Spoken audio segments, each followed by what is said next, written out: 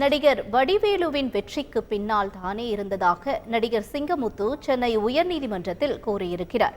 வடிவேலு சிங்கமுத்து தொடர்பான வழக்கில் நீதிமன்றத்தில் நடந்தது என்ன பார்க்கலாம். இந்த தமிழ் திரைத்துறையில் நகைச்சுவையில் ஹிட் காம்போவாக திகழ்ந்தவர்கள் நடிகர் வடிவேலு மற்றும் சிங்கமுத்து. ஆனால் இவர்களை நிஜ வாழ்வில் எலியும் பூனையும் போல மாற்றிவிட்டது காலம். ஆம், பல நேர்காணல்களில் நடிகர் வடிவேலு குறித்து சரமாரியான குற்றச்சாட்டுகளை முன்வைத்து பேசி வந்தார் சிங்கமுத்து. இதனிடையே தன்னை பற்றி தரக்குறைவாக பேசி வருவதாக சென்னை உயர்நீதிமன்றத்தில் நடிகர் சிங்கமுத்து மீது மான நஷ்ட வழக்கு தொடர்ந்தார் நடிகர் வடிவேலு.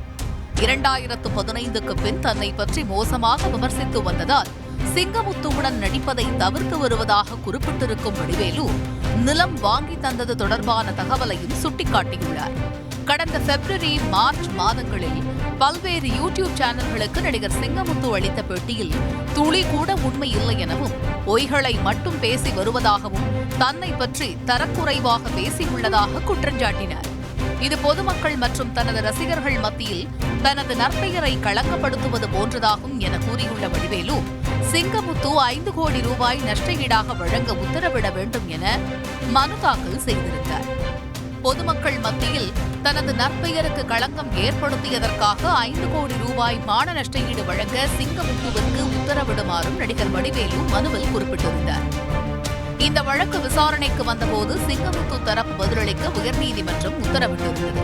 இந்நிலையில் தற்போதைய விசாரணையின் போது சிங்கமுத்து தரப்பில் பதில் மனு தாக்கல் செய்யப்பட்டது. அதில் பல தகவல்களை பகிர்ந்துள்ளார் சிங்கமுத்து. தனது சொந்த அனுபவத்தை வைத்தே வடிவேலு குறித்து பேசியதாகவும், தான் நடிப்பதை தடுக்கும் வகையில் தன்னை பற்றி தயாரிப்பாளர்களிடம் வடிவேலு தவறாக கூறியதாக குற்றஞ்சாட்டியுள்ளார் சிங்கமுத்து.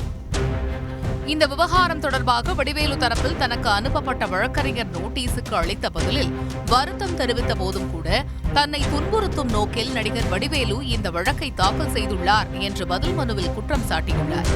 அத்துடன் வடிவேலுவின் வெற்றியின் பின்னால் நான் தான் இருந்தேன் என தெரிவித்துள்ள அவர், வடிவேலு சொத்து வாங்கியதில் எவ்வித நிதி இழப்பும் எதிர்கொள்ளவில்லை எனவும் தெரிவித்துள்ளார். வடிவேலு குறித்து பேச தடை கோருவதில் உரிமை இல்லை என்பதால் வடிவேலு தாக்கல் செய்த வழக்கை அபராதத்துடன் தள்ளுபடி செய்ய வேண்டும் என சிங்கமுத்து தரப்பில் கூறப்பட்டுள்ளது.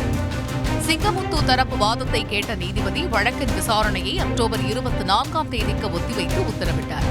மக்களை மகிழ்வித்த இரு கலைஞர்கள் நீதிமன்றத்தில் மாறி மாறி குற்றச்சாட்டுகளை முன்வைத்திருப்பது திரைத்துறையில் சலசலப்பை ஏற்படுத்தியிருக்கிறது. செய்திகளை உடனுக்குடன் தெரிந்து கொள்ள உடனே சப்ஸ்கிரைப் பண்ணுங்க.